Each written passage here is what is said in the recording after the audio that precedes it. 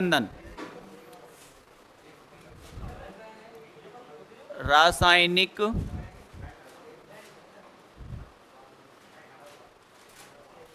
बंधन,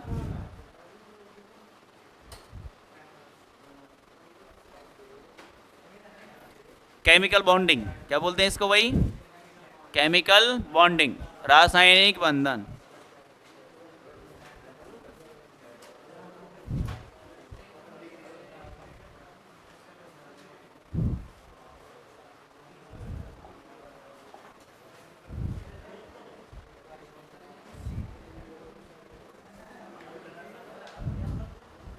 chemical bonding करेंगे start भाई। ठीक है, आज का हम चैप्टर पढ़ने जा रहे हैं रासायनिक बंधन। क्लियर? अब रासायनिक बंधन होता क्या है, क्लियर, कैसे रासायनिक बंध बनते हैं और क्या क्या इसमें थ्योरी काम आती है। देखो सबसे मेन बहुत ज़्यादा इंपॉर्टेंट चैप्टर है ये। क्लियर? बहुत ज़्यादा इंपॉर्टेंट चैप्टर है। अगर आप इसको अच्छे से पढ़ लोगे आप तो डेफिनेट है आपको केमिस्ट्री के बारे में बहुत कुछ नॉलेज बन जाएगी आपकी, बहुत कुछ नॉलेज। क्लियर? सबसे ज़्यादा इंपॉर्टेंट चैप्टर है ये। जैसे अपन ने आवर्त सारणी पढ़ा ना, आवर्त सारणी का फुल यूज़ यहाँ भी होगा, पहली बात। इसका यूज़ फिर पूरी केमिस्ट्री में होगा। क्लियर? तो अपन कनेक्ट करके पढ़ते चल रहे हैं। मैंने आईपीएस नामांकन इसलिए पढ़ाया कि आपका थोड़ा बहुत इंटरेस्ट बने केमिस्ट्री के अंदर। क्लियर? अब केमिस्ट्री में जैसे आप मान लो 50 में से 45 कर रहे हो, 40 कर रहे हो, 30 भी कर रहे हो, तो कम से कम ये तो अपने मन में विश्वास हो गया ना यार हम कुछ कर सकते हैं। क्लियर? थोड़ा बहुत हम कुछ कर सकते हैं, क्योंकि हम में अब तक तो ये था मामला कि सर क्वेश्चन नहीं बनते, है कि नहीं है। अब हमको विश्वास डेवलप हो गया कि सर हम 30 तो कर सकते हैं, कम से कम 50 में से कितने कर सकते हैं? 30। और 30 वास्तव मतलब ये है कि अब आपके धीरे धीरे केमिस्ट्री समझ में आने लगेगी। कोई दिक्कत है क्या बताओ? क्लियर? तो अब पढ़ेंगे इसको, रासायनिक बंधन को। किसको पढ़ेंगे? रासायनिक बंधन। क्लियर? अब पहले इसकी परिभाषा लिखेंगे, फटाफट से परिभाषा लिखेंगे रासायनिक बंधन की। दो परमाणुओं के मध्य लगने वाले आकर्षण को ही, दो परमाणुओं के मध्य, परमाणुओं के मध्य, दो परमाणुओं के मध्य लगने वाला या लगने वाले आकर्षण को ही, लगने वाले आकर्षण को ही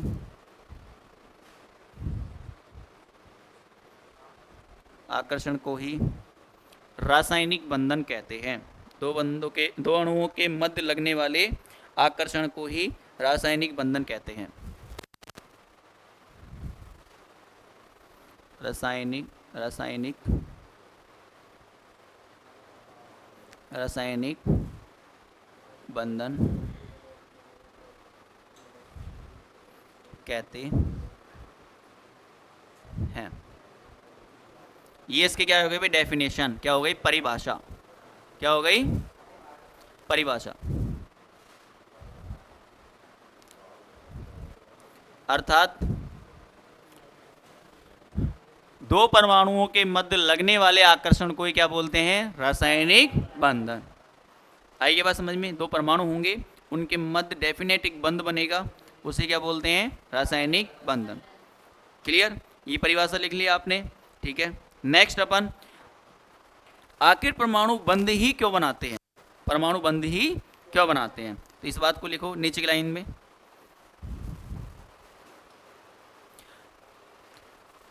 चूंकि परमाणु स्वतंत्र अवस्था में नहीं होते, बंध बनाने का कारण लिख रहे हैं ना अपन, तो क्या बोलेंगे? चूंकि परमाणु स्वतंत्र अवस्था में नहीं होते,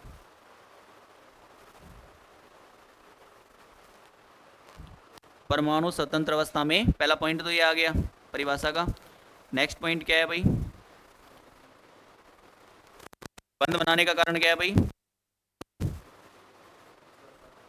चूंकि परमाणु स्वतंत्र अवस्था में, स्वतंत्र अवस्था में, स्वतंत्र अवस्था में नहीं होते हैं, नहीं होते हैं, चूंकि परमाणु स्वतंत्र अवस्था में नहीं होते हैं, इसलिए अतः, अतः लिखना, इसलिए नहीं, अतः, अतः परमाणु स्थायित्व को प्राप्त करने के लिए, अतः परमाणु, अतः परमाणु स्थायित्व को प्राप्त करने के लिए, स्थायित्व को प्राप्त करने के लिए, स्थायित्व को प्राप्त करने के लिए, प्राप्त करने के लिए, अतः परमाणु स्थायित्व को प्राप्त करने के लिए परस्पर या एक दूसरे परमाणु के साथ संयोग कर बंध बनाते हैं। परमाणु के स्थायित्व को प्राप्त करने के लिए परस्पर संयोग कर, परस्पर संयोग कर या एक दूसरे परमाणु के साथ बंध बनाते हैं। एक दूसरे परमाणु के साथ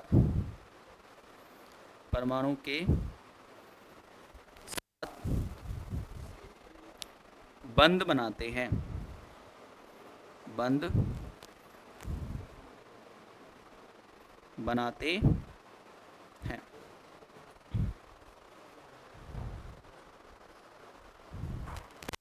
ये दो पॉइंट।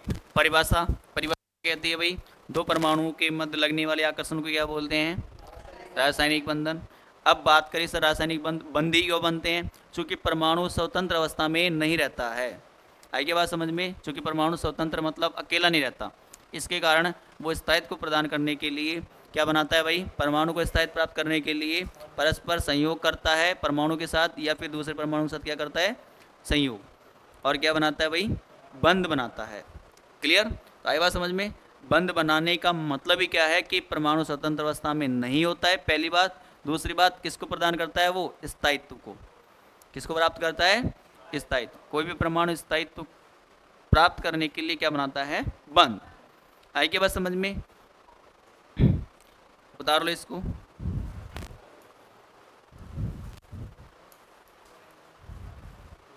अब लिखो, परमाणु का स्थायित्व निम्न दो बातों पर निर्भर करता है, या इस ऐसे लिखेंगे डैश लगा के नीचे।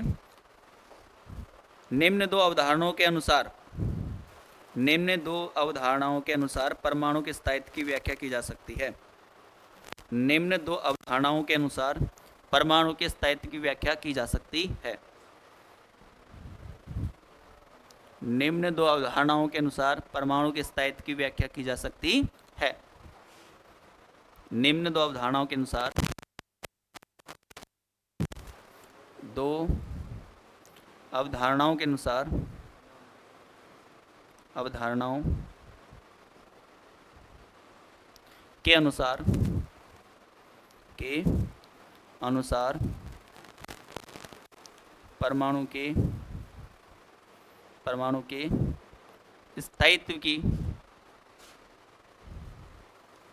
स्थायित्व की व्याख्या की जा सकती है, की जा सकती है। डैश लगा के लिखा इस बात को आपने। निम्न दो अवधारणाओं के अनुसार परमाणु के स्थायित्व की व्याख्या की जा सकती है। पहली अवधारणा लिखेंगे आप। पहली अवधारणा कौन सी है? ऊर्जा अवधारणा। पहली अवधारणा कौन सी है भाई? ऊर्जा अवधारणा।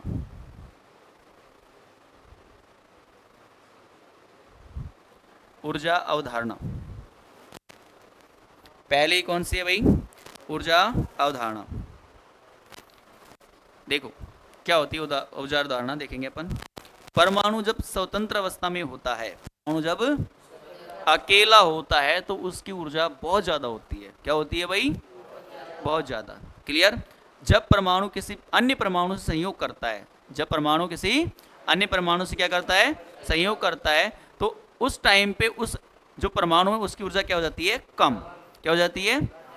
याद रखना, किसी भी परमाणु का स्थायित्व कब होगा? जब वो अपनी ऊर्जा को क्या करे, कम, मतलब ऊर्जा को कम करके स्थायित्व को बढ़ाया जा सकता है। इतनी बात समझ में आई क्या? ऊर्जा को कम करके स्थायित्व को बढ़ाया जा सकता है। परमाणु स्वतंत्र अवस्था में बहुत ज्यादा ऊर्जा रखता है, जब वो बंद बनाएगा तो कुछ एनर्जी किसमें रिड्यूस कर देगा, वो बॉन्ड के अंदर, किसके अंदर कर देगा, क्लियर, और अपनी ऊर्जा को क्या कर देगा, कम, और अपनी ऊर्जा कम करके स्थायित्व को प्रदान कर लेता है। क्लियर, लिखे किस बात को, चलो लिख डालो, लिखो, ऊर्जा अवधारणा के अंदर लिखेंगे फटाफट।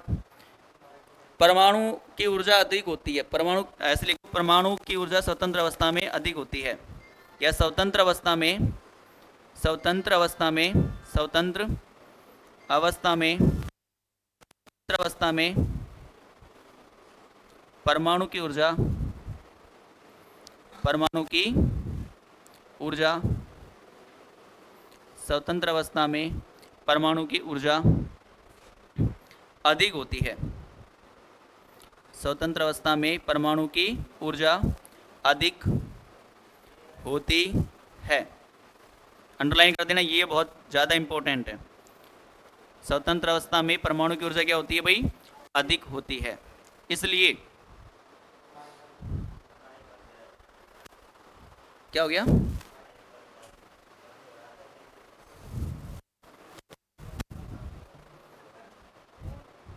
में परमाणु की ऊर्जा अधिक होती है, आगे लिखेंगे, इसके आगे लिखेंगे, अधिक होती है, अतः परमाणु अपनी ऊर्जा को कम करके,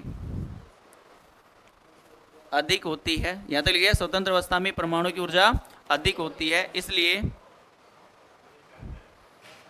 इसलिए परमाणु परमाणु इसलिए परमाणु बंद, या परमाणु के साथ बंद बनाकर, इसलिए परमाणु अन्य परमाणु के साथ, अन्य परमाणु के साथ, अन्य परमाणु के साथ बंद बनाकर, बंद बनाकर अपनी ऊर्जा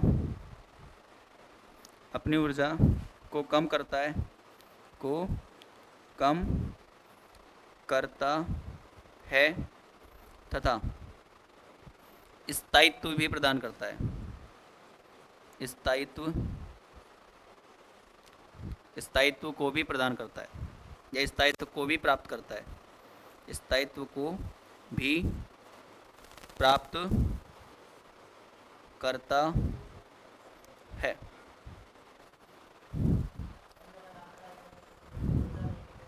क्या, स्वतंत्र अवस्था में परमाणु अपनी ऊर्जा, परमाणु की ऊर्जा अधिक होती है, इसलिए परमाणु अन्य परमाणु के साथ बंध बनाकर अपनी ऊर्जा, यहाँ पर एक छूट गया, अपनी ऊर्जा को कम करता है तथा स्थायित्व को भी प्रदान करता है या प्राप्त करता है। तो स्थायित्व प्रदान कब होगा, जब अपनी एनर्जी को क्या करे, वो कम, ठीक है। तो एक कंसेप्ट यहां से निकल के आया, क्या निकल के आया भाई, कंसेप्ट क्या कहते हैं कि यदि ऊर्जा ज्यादा होगी, किसी परमाणु क्या होगी, ऊर्जा ज्यादा, तो उसका स्थायित्व क्या हो जाएगा, कम। इस बात को लिख डाले क्या, इतनी बात नहीं पढ़े हम, तो एक बात पढ़ लेते हैं, परमाणु का स्थायित्व, परमाणु का अगर स्थायित्व प्रदान करना है, स्थायित्व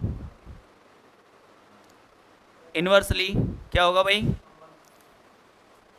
परमाणु का स्थायित्व कब होगा, जब परमाणु की ऊर्जा क्या कर दे अपन, कम। तो परमाणु की ऊर्जा अगर आप इसी संबंध को याद रखते हैं तो भी काम हो जाएगा, कि बताओ, बिल्कुल हो जाएगा। आई के बात समझ में, यदि परमाणु की ऊर्जा अधिक तो स्थायित्व नहीं होगा, परमाणु की ऊर्जा कम हो जाएगी, बंद बनाएगा, और बंद बना के क्या प्राप्त कर लेगा, वो स्थायित्व को प्रदान कर लेगा। जेट में क्वेश्चन पूछा गया है इसी संबंध से, क्लियर। तो याद रखना है, परमाणु का स्थायित्व कब होगा, जब वो अपनी ऊर्जा क्या करे, कम। अच्छा एक बात बताओ, दो दोस्त हैं, वो लड़ाई कर रहे हैं, क्या कर रहे हैं, लड़ाई। ऐसे सुना है क्या यार, ये तो बहुत ही यार खतरनाक आदमी, मतलब खतरनाक बोलते नहीं, ऐसे बोलते हैं बहुत ही यार क्रोध स्वभाव का है। जैसे एक बच्चे ने आके मेरे लिए बोल दिया ये बात कि जब मैं शुरुआत में आई थी, जब यहाँ पे मुझे ऐसे लगते थे पवन सर बहुत ही क्या है भाई, है ना, क्रूर इंसान है ना, ऐसा लगता है बहुत ही मतलब लड़ते हैं या फिर डांटते हैं पीटते हैं, वैसे कुछ करता नहीं हूँ वैसे में, है ना, लगता है ये। क्लियर।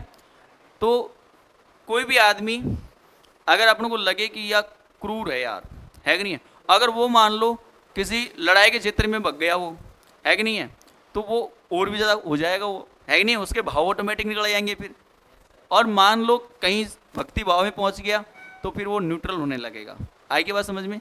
तो याद रखना किसी, अब तुम्हें एक बात बताओ, अगर अपन ने किसी बच्चे जो अपन को लगता है वास्तव में ये उद्यमी है, उद्यम वाली जगह भेज दी तो उसकी एनर्जी बढ़ जाएगी क्या, एनर्जी और बढ़ जाएगी, वो पक्का और भी ज़्यादा उद्यम करेगा, करेगा नहीं करेगा।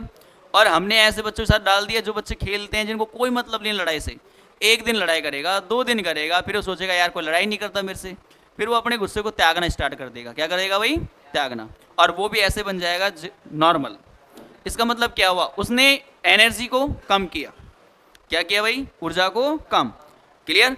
वही स्टेबिलिटी परमाणु के साथ होता है, परमाणु अपनी स्वतंत्र अवस्था में ज़्यादा ऊर्जा रखता है, लेकिन जब वो बंद बनाएगा तो अपनी एनर्जी कहाँ रिड्यूस कर देता है, वो बंद पे। क्लियर। और अपनी एनर्जी क्या हो जाती है, कम, और ऊर्जा को कम करके परमाणु स्थायित्व को प्रदान कर लेता है। कोई दिक्कत है क्या। क्लियर। बाकी क्लास लेंगे अपन कल।